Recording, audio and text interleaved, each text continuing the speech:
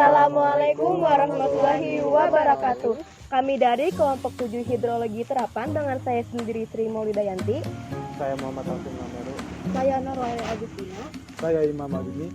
Pada kali ini kami akan melakukan pengujian infiltrasi pada 3 lahan yang berbeda. Yang pertama yaitu lahan terbuka, kemudian ada lahan tertutup dan lahan kosong. Peralatan yang dibutuhkan selama pengujian infiltrasi ini yang pertama ialah Dabering Infiltrometer. Dabering Infiltrometer ini tersedia di Laboratorium Hidraulika Fakultas Teknik Universitas Tambung Mangkurat. Adapun untuk kelebihan alat ini ialah alatnya relatif murah dan mudah dibawa ke lapangan saat pengujian infiltrasi. Kemudian kekurangannya ialah dikarenakan alat ini tersedia di lab dengan umur yang sudah cukup lama, sehingga terdapat beberapa bagian yang kurang berfungsi dengan baik. Contohnya ialah pengukuran yang harus dihitung manual menggunakan penggaris.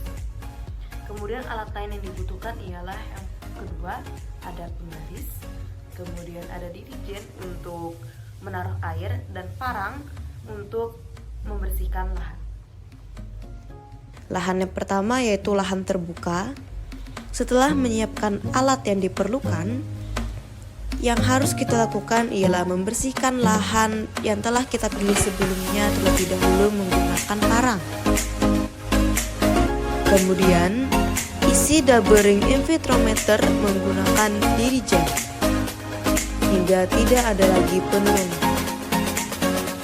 Lakukan pembacaan skala dengan waktu yang telah ditentukan. Di sini kami menggunakan waktu 2 menit. Setelah itu baca menggunakan penggaris secara manual dan catat data yang didapat. Lahan yang kedua ialah lahan tertutup. Perbedaan lahan ini dengan lahan yang terbuka ialah pada lahan tertutup, cahaya matahari sedikit masuk ke lahan dan terdapat lebih banyak pepohonan. Untuk langkah-langkahnya, sama seperti pada lahan yang terbuka, siapkan alat yang dibutuhkan terlebih dahulu, kemudian bersihkan lahan menggunakan parang.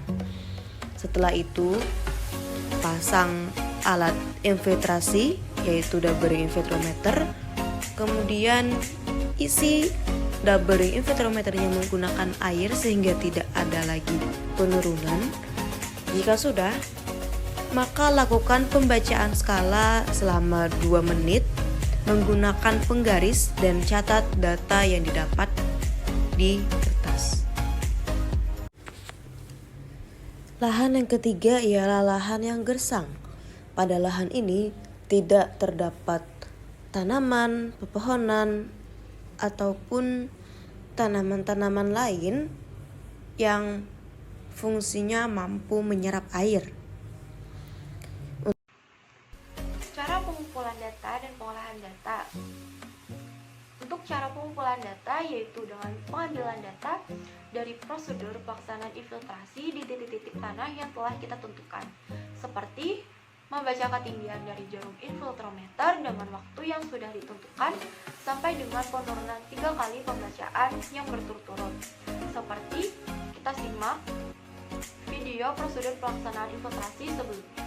Untuk cara pengolahan data ini dilakukan dengan metode Horton, di mana laju infiltrasi menurun seiring dengan bertambahnya waktu hingga mendekati nilai yang konstan. Laju infiltrasi lebih dikontrol oleh faktor yang beroperasi di permukaan tanah dibandingkan dengan proses aliran di dalam tanah. Faktor yang berperan untuk pengurangan laju infiltrasi seperti tutupan lahan, penutupan retakan tanah, pembentukan kerak tanah, penghancuran struktur permukaan lahan, dan pengangkatan vertikal halus di permukaan tanah oleh tetesan air hujan. Semakin lama waktu, maka semakin rendah pula laju infiltrasi dan akhirnya konstan. Pengaruh waktu terhadap infiltrasi yaitu semakin lama waktu infiltrasi, maka semakin kecil pula laju infiltrasinya. Untuk data pada setiap lahan itu berbeda-beda. Yang pertama, lahan terbuka tanpa ada tanaman atau lahan gundul, air akan lebih mudah menyerap karena tidak ada tanaman yang menahan di tanah tersebut. Sebaliknya, di lahan yang tertutup, air akan lambat menyerap karena ada tanaman yang menahan air. Maka tanah tersebut akan jenuh dan sinar matahari tidak akan langsung menembus tanah tersebut. Oleh karenanya, penguapan air yang ada di tanah terhalangi oleh pohon-pohon. Jadi, urutan laju infiltrasi dari tercepat yaitu pada lahan kosong atau gundul, lahan terbuka, dan lahan tertutup.